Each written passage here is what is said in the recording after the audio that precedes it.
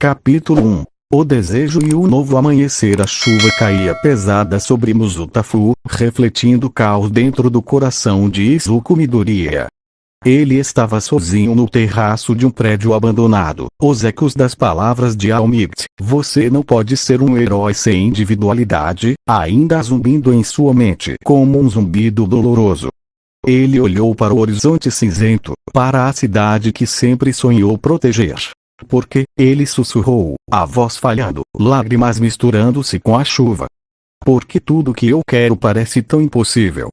Eu só queria estar em algum lugar onde eu pudesse fazer a diferença.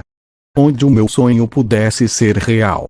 Ele fechou os olhos e, naquele momento de desespero puro, com o corpo tremendo e o espírito quebrado, ele liberou um desejo desesperado para o universo. Um desejo de pertencimento, de propósito. Um desejo de ser o herói que ele sabia que poderia ser.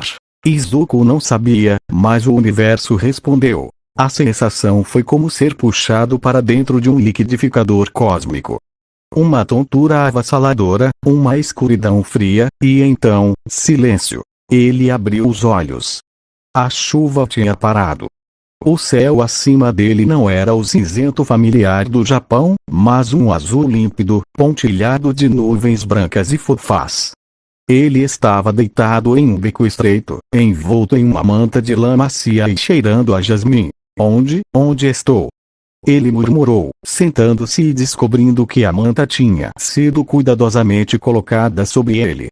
Ele toca o rosto. Não estava mais inchado de chorar. Ele se sentia estranhamente leve. Ele saiu do beco e parou, a boca aberta. Era sua cidade. Mas ao mesmo tempo, não era. As ruas estavam limpas. Não havia sinais de arranhões de batalhas recentes. As pessoas passavam, rindo, conversando.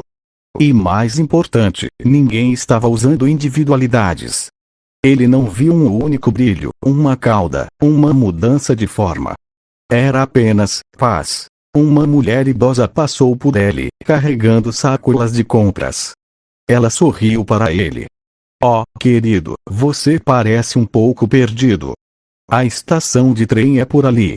Desculpe-me, Izuku gaguejou, sua mente correndo. Isso é Tóquio. No Japão? A mulher riu. Sim, claro que é. Onde você esteve, em uma caverna. Ela piscou para ele de um jeito gentil e seguiu em frente. Izuku ficou parado no meio da calçada, a multidão fluindo ao seu redor como um rio calmo. Ele investigou, usando o pouco dinheiro que tinha no bolso, que, para sua surpresa, era moeda local, para comprar um jornal antigo em uma banca. A data era a mesma que ele lembrava. Os eventos mundiais eram os mesmos. Mas uma pesquisa rápida na internet confirmou. O mundo de Quirks nunca aconteceu. Todo o conceito de super-humanos era ficção científica. Não havia Almigt, não havia Alforone, não havia Liga dos Vilões. Sem individualidades, ele murmurou, sentindo o peso das palavras. Sem vilões. Mas, sem heróis. Ele pensou na sua vida em casa. A solidão, o bullying, a dor de ser deixado para trás. E olhou para esse novo mundo. Um mundo que não conhecia a responsabilidade de carregar um poder incrível. Um mundo que não tinha um símbolo de esperança. Um novo sorriso, calmo e determinado, curvou seus lábios. Ele não estava mais quebrado. Ele estava livre. Então, este é o meu lugar, ele disse para si mesmo, uma chama acendendo em seus olhos. Não há heróis aqui. Alguém tem que ser o primeiro. Capítulo 2. A ascensão do Wundernicede. Izuku não perdeu tempo. Ele não tinha um padrinho rico ou um mentor experiente. Mas ele tinha uma mente brilhante, uma vontade de ferro e uma nova fonte de energia. Nos dias que se seguiram, ele descobriu algo incrível. O desejo dele não apenas o transportou, ele o transformou. Ele percebeu que, ao se concentrar, podia mover objetos. Pequenos a princípio, como um lápis. Depois, uma cadeira. E então, um carro. Eu tenho telecinese? Ele sussurrou para si mesmo em seu pequeno apartamento, que ele conseguiu alugar com dinheiro que ganhou trabalhando em empregos temporários. E não é só isso. Eu posso sentir as mentes das pessoas. Eu posso saber o que elas estão pensando. Isso é incrível. Ele tinha todos os poderes, habilidades e técnicas da telecinese e psilocinese. Ele podia voar. Ele podia criar campos de força. Ele podia projetar energia. Era como se todas as individualidades que ele já analisou tivessem se fundido em uma única, poderosa e versátil fonte de poder. Ele se dedicou a treinar. Ele estudou os conceitos de física e biomecânica. Ele treinou sua mente, aprendendo a controlar o fluxo de sua energia psíquica. Ele treinou seu físico, construindo músculos compactos e densos, focando na agilidade e na força bruta. Ele não era mais o garoto fraco de antes. Ele era uma máquina de combate. Mas um herói precisa de um traje.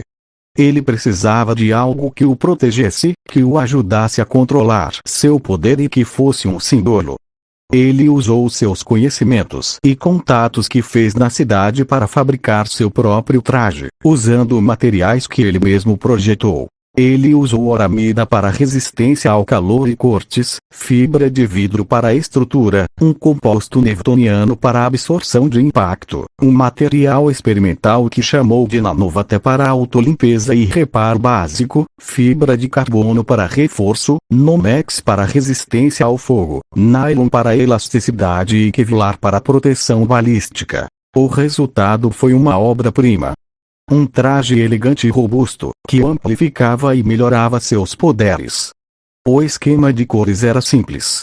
Um verde profundo, acentuado com branco e preto, com um cinto de utilidades e botas pesadas. Ele também desenhou um colar de pescoço que se conectava a um visor, oferecendo informações em tempo real e análise de ameaças. E, claro, a capa branca. Uma capa que não era apenas para o estilo, mas para ajudar na estabilidade aerodinâmica durante o voo. O traje estava pronto. Ele estava pronto. Capítulo 3. O batismo de fogo. O primeiro dia de herói de Izuku chegou em uma tarde ensolarada. Ele estava patrulhando os céus da cidade quando seus sentidos psíquicos foram alertados. Ele sentiu o pânico. O medo. A raiva. Vinha da agência principal da First Central Bank na Praça Central. Ele voou em direção ao banco, descendo rapidamente e aterrissando silenciosamente no telhado. Ele ativou seu visor. As câmeras de segurança mostravam 3 homens armados com fuzis de assalto, vestindo balaclavas e roupas táticas. Eles tinham reféns no saguão principal. O gerente estava sendo ameaçado. Isso é real, Izuku pensou, o coração acelerando, não de medo, mas de adrenalina. Este é um momento. Ele não entrou pela porta da frente.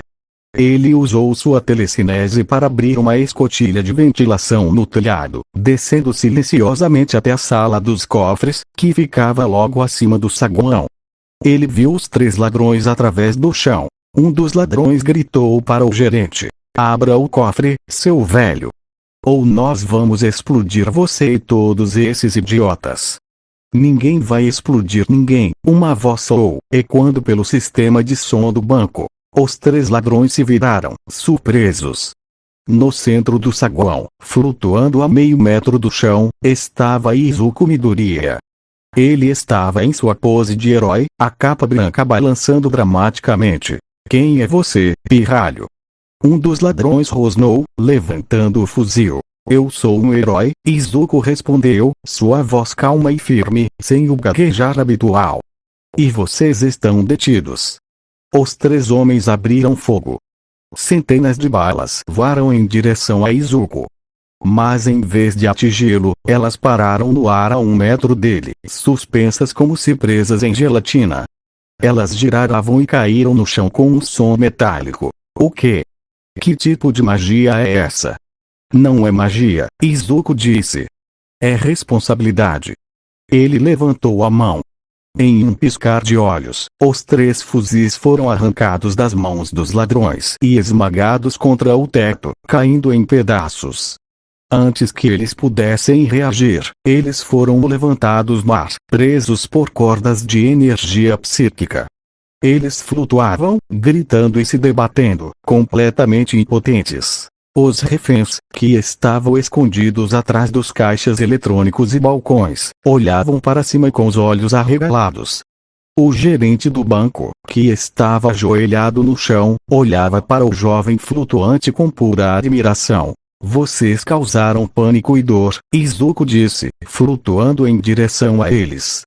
Vocês ameaçaram vidas inocentes. Como herói, meu dever é proteger. Mas também é mostrar que ações têm consequências. Vocês serão entregues à polícia. Ele gentilmente desceu os 3 homens no chão, onde foram imediatamente algemados por policiais que tinham acabado de chegar. A praça central do banco estava agora cheia de pessoas que, atraídas pela confusão, assistiam a tudo. E todas elas, sem exceção, estavam filmando a ação com seus smartphones, seus rostos cheios de surpresa e admiração. Izuku pousou no chão, a capa se ajeitando em torno de suas botas. Ele olhou para a multidão. Ele sabia que este era um momento crucial. Ele precisava de um nome. Um nome que inspirasse, que trouxesse esperança. Um nome que dissesse a este mundo que um novo tipo de protetor tinha chegado. Ele levantou o rosto para a multidão. Ele tirou a balaclava que cobria seu rosto e o visor, revelando seu rosto sorridente e determinado. Ele se virou para a câmera de uma repórter que se aproximava correndo, com um microfone estendido. Por favor, herói. Quem é você? O que foi isso? Izuku sorriu, um sorriso que iluminou todo o seu rosto. Eu sou Wonder Nisedeko, ele disse, alto e claro. E eu vim para ficar. Ele não esperou por mais perguntas. Ele ativou seus propulsores a jato, em um borrão de luz verde e branca, voou para longe, desaparecendo no céu azul claro da tarde, deixando para trás uma cidade que nunca mais seria a mesma. Capítulo 4. O crisol do aperfeiçoamento. As semanas que se seguiram à estreia de Wonder Nisedeko na praça central foram um turbilhão de atividade. Izuku sabia que deter um simples assalto a banco usando apenas a força bruta inicial não seria suficiente para manter a cidade segura a longo prazo se criminosos mais perigosos ou situações complexas surgissem. Ele precisava evoluir. E ele tinha a mente e a disciplina perfeitas para isso. Em seu laboratório secreto, as luzes piscavam enquanto linhas de código e diagramas holográficos flutuavam ao seu redor. Izuku estava debruçado sobre a mesa de trabalho, ajustando cada centímetro da nova versão do seu traje. Visualmente, ele manteve a mesma essência icônica da primeira versão, o verde profundo característico, os detalhes em branco e preto, a silhueta robusta e a capa imponente, mas sob o capô, a tecnologia havia saltado décadas à frente. Sistemas ativados. Izuku, uma voz sintética, porém calorosa e limpa, ecoou diretamente em sua mente e no visor interno.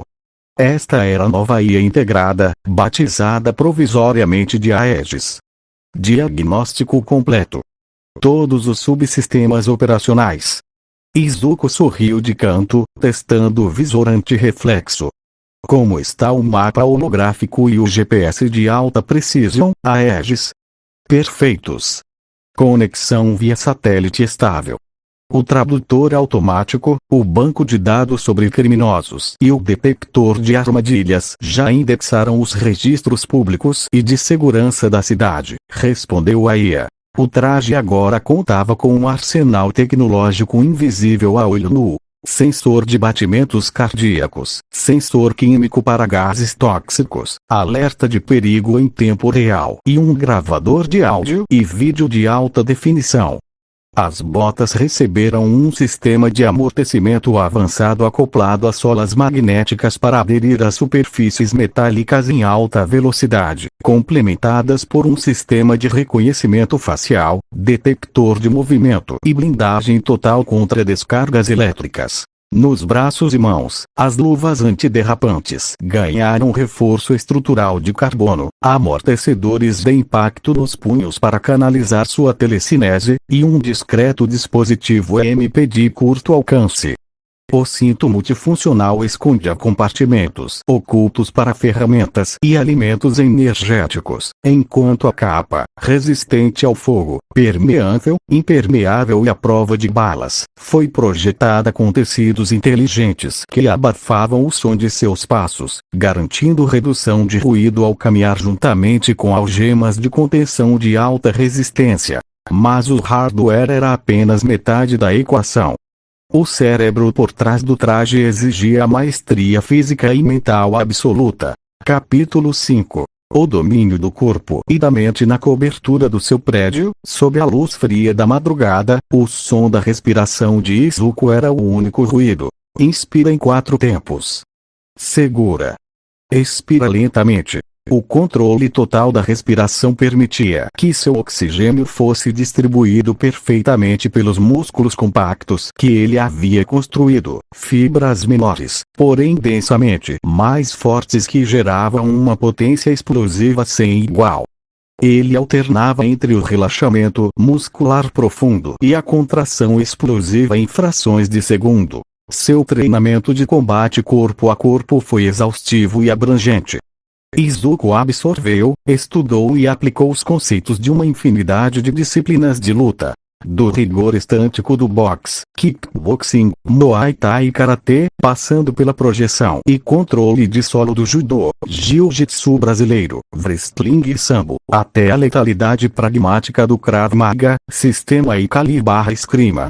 Ele também dominou a fluidez do taekwondo, kung fu, wing chun, jeet kune do, capoeira, aikido, apkido, silat, ninjutsu e complexas técnicas corporais. Aegis, disse Izuku, enquanto se esquivava de dezenas de projéteis lançados por robôs de treinamento automatizados, movendo-se com equilíbrio absoluto e coordenação perfeita, iniciar simulação de combate nível 5. Simulação iniciada, respondeu a IA. Analisando padrões do inimigo em tempo real. Estratégia recomendada. Contra-ataque em ângulo de 45 graus. A mente de Izuku operava em overclock. Concentração intensa, leitura do adversário, previsão milimétrica de movimentos, controle absoluto do medo e uma resistência psicológica impenetrável. Sua memória fotográfica registrava cada padrão de luta visto em arquivos ou combates anteriores, permitindo tomadas rápidas de decisões e um pensamento estratégico implacável. Ele se movia em silêncio absoluto, recuperando o fôlego quase instantaneamente após rajadas de esforço extremo. Capítulo 6. O peso de ser o primeiro era uma noite de sexta-feira quando os sensores do traje vibraram. Alerta de perigo em tempo real, avisou a Aegis no visor. Zona comercial do setor leste. Relatos de uma invasão armada a uma joalheria de alto padrão. 3 suspeitos armados com explosivos plásticos. Izuku, vestindo sua versão aprimorada do traje, que exibia orgulhosamente a mesma identidade visual clássica combinada com a tecnologia invisível de ponta, lançou-se dos céus. O voo impulsionado por sua telecinese era suave, cortando o vento sem emitir um único som. Ele aterrissou silenciosamente na fachada lateral do prédio da joalheria. Ativou a visão noturna e a visão térmica, mapeando instantaneamente através das paredes a posição dos reféns e dos criminosos. Lá dentro, o líder dos bandidos, um homem corpulento chamado Goro, gritava com o dono da loja. Se a polícia tentar invadir, eu aciono o detonador e mando tudo pelos ares. Ouviu bem, velho? Esbravejou Goro, com o dedo trêmulo sobre o gatilho do detonador remoto. Por favor, não faça isso. Leve o que quiser. implorou o lojista, as lágrimas escorrendo pelo rosto. Uma voz calma, amplificada por um modulador sutil no capacete de Izuku, ecoou do duto de ventilação principal. Eu recomendo fortemente que você tire o dedo desse detonador, Goro. A pirotecnia não combina com a decoração deste lugar. Os 3 criminosos congelaram, apontando as armas para o teto. Quem está aí? Apareça, seu covarde! Gritou o segundo bandido, disparando uma rajada cega para cima. As balas nunca chegaram a atingir o duto. Um campo de força telecinético invisível capturou os projéteis no ar, fazendo-os cair no chão com um suave tinido metálico. No mesmo instante, Izuku desceu do teto, aterrissando levemente no chão de mármore, a capa branca ondulando com a corrente de ar gerada pela descida. O visual dele era imponente. O verde profundo do uniforme moldado perfeitamente aos seus músculos compactos, o visor brilhando com dados táticos e o emblema de esperança que ele mesmo construíra brilhando sob as luzes da loja. Você é aquele cara do banco.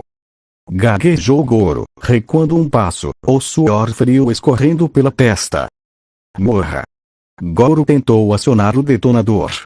Mas antes que seu impulso elétrico chegasse aos dedos, um pulso psíquico milimetricamente calculado de Izuku paralisou os músculos do braço do criminoso, enquanto o dispositivo EMP de curto alcance em sua luva desativava instantaneamente o circuito eletrônico do explosivo. Com a agilidade refinada em centenas de horas de treino de Wing Chun e Krav Maga, Izuku fechou a distância em um piscar de olhos. Um movimento fluido, uma rasteira precisa ensinada pelo judô e pelo jiu-jitsu, e o segundo bandido já estava no chão, imobilizado pelas algemas de contenção que o próprio Izuku sacou do cinto multifuncional. O terceiro bandido tentou fugir em direção à porta dos fundos, mas as solas magnéticas de Izuku o alcançaram em um salto gravitacional controlado. Ele pousou na frente do fugitivo, bloqueando a saída. Para onde pressa? Perguntou Izuku, com a voz firme, porém serena. A noite ainda é uma criança, e a cidade precisa de paz. Com um golpe rápido e controlado nos pontos de pressão, o último criminoso desabou inconsciente, amparado com cuidado para não sofrer danos desnecessários. Os reféns, que observavam boquiabertos, começaram a aplaudir timidamente, logo transformando-se em palmas calorosas e gritos de alívio. O lojista aproximou-se da porta quebrada, olhando para o herói com os olhos marejados de gratidão. Oh! Obrigado, jovem herói, como podemos te agradecer? Perguntou o lojista, com a voz trêmula. Izuku olhou para ele, sorrindo por baixo da máscara tecnológica que agora ocultava parte de seu rosto, enquanto o visor registrava a sirene da polícia se aproximando ao longe. Apenas cuidem uns dos outros, disse Izuku, virando-se de costas e preparando-se para levantar voo. Essa é a única recompensa que um herói precisa. Com um leve empurrão mental, ele decolou em direção ao céu noturno, deixando para trás criminosos detidos, cidadãos salvos e a certeza absoluta de que, naquele mundo sem individualidades, ele não era apenas o primeiro herói, ele estava se tornando a lenda que sempre sonhou ser.